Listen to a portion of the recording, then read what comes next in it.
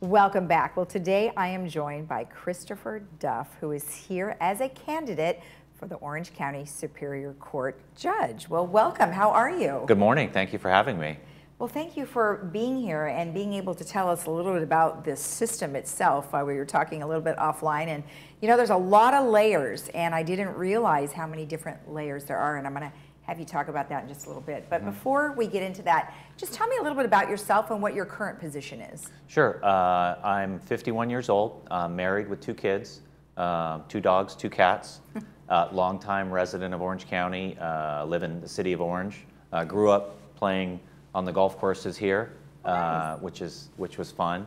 I am currently an assistant district attorney with the County of Orange. I'm a prosecutor. I've been a prosecutor in this county for almost 22 years now. I've handled every type of criminal case possible, murders, gang cases, sexual assaults, any type of case that you could imagine. And I've been doing that. I love my job, and I love protecting people. I love supporting victims. I love working with law enforcement. That's why I'm endorsed by Sheriff Barnes.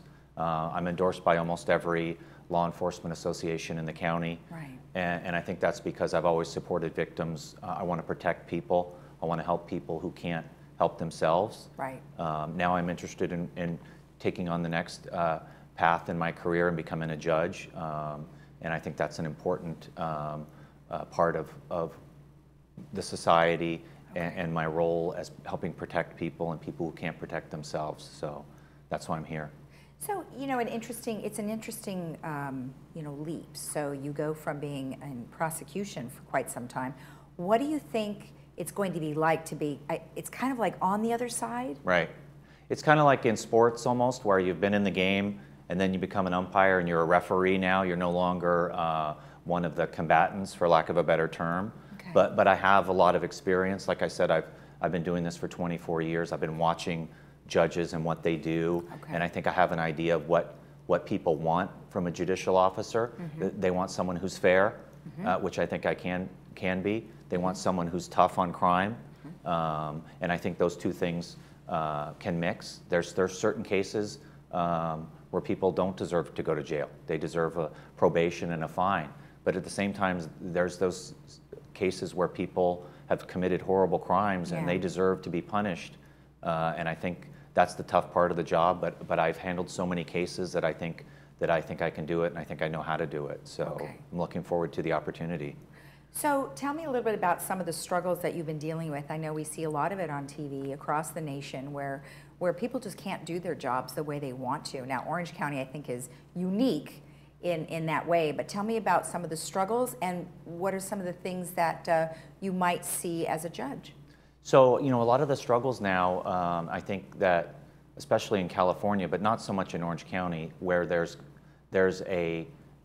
has been this reluctance to punish people for the crimes that they've committed, or are giving sentences that are less than the minimum mandatory sentences. And I think now you're starting to see the pendulum tilt back the other way, where people want to feel safe.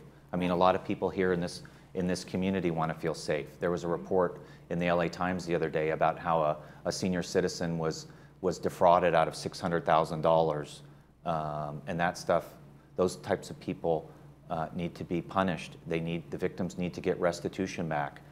People need to feel safe in their communities. I care about my family, my friends. I want to be able to walk down the street and not worry about something happened to me. Right. There's a lot of these smash and grab robberies taking place where these people are getting in and out of custody the minute after they're arrested.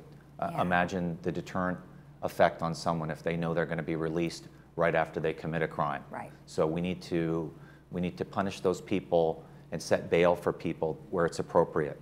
And I think that hasn't been happening. And I think I can help balance the scales. Okay.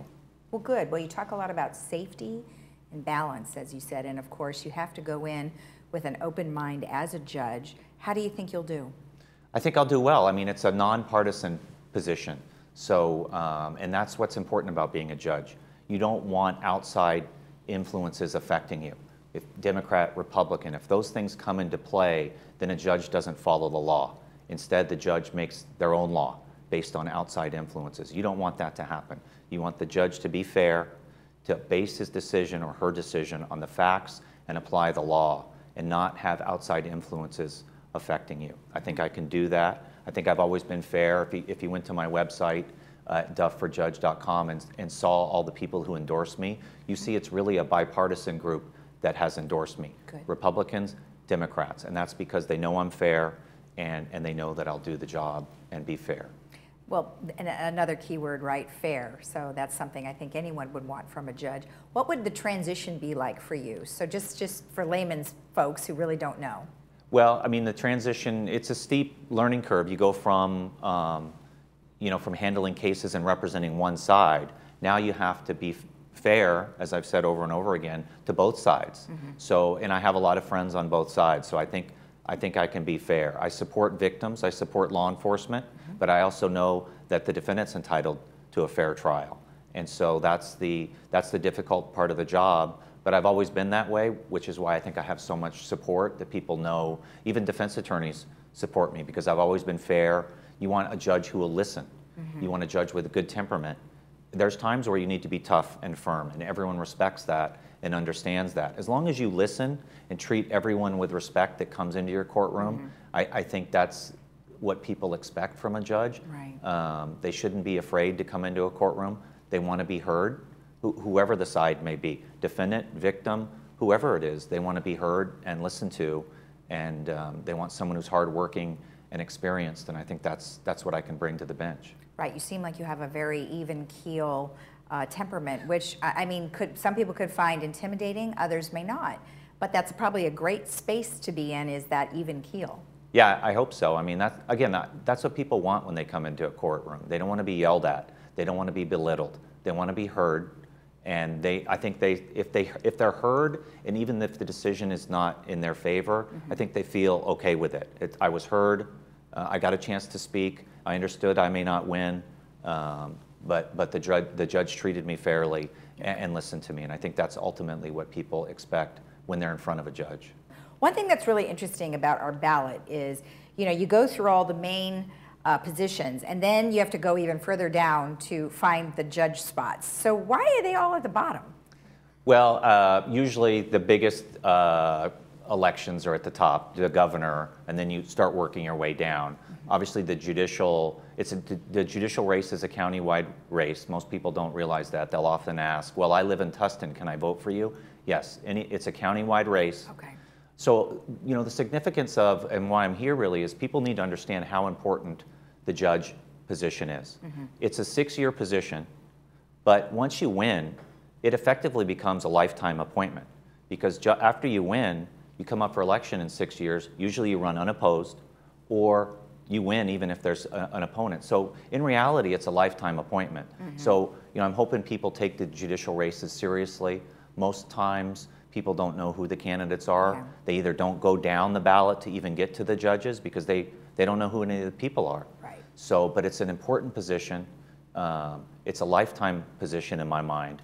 And you want someone who supports and represents what you believe in when you vote for that person for their lifetime position. Right. And I hope that people who live in this community see someone who, wants to protect them, wants to help them, wants to make the community safe, believes in victim rights, wants to protect senior citizens. Where I grew up playing golf, and those are the things that I hope that they take the time to go down ballot to get to these mini judicial races, and it's going to take some time, but just doing a little bit of homework, I think they can find out who the best candidate is.